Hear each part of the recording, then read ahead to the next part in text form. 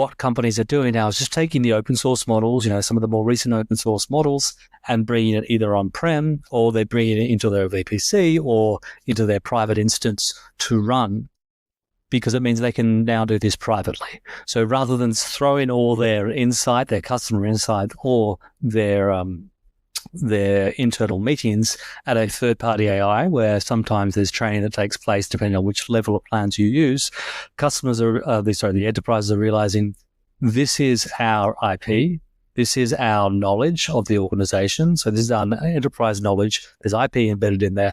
Let's now structure ourselves in a way with these use cases of Whisper model working for us, and let's align it with our standard security and privacy approach. So whether there's customer data and you need that customer data processed in Europe, or whether it's just insight you don't want to have the risk of leaking to other organizations.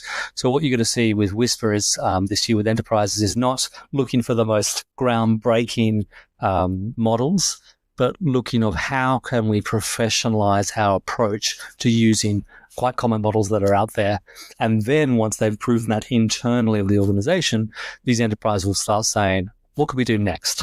And that isn't necessarily saying, let's go and tweak these models more. It's how can we apply these models to more high value internal use cases or customer facing use cases, which don't introduce risk, but introduce value to our organization. So value to the organization and value to the customer.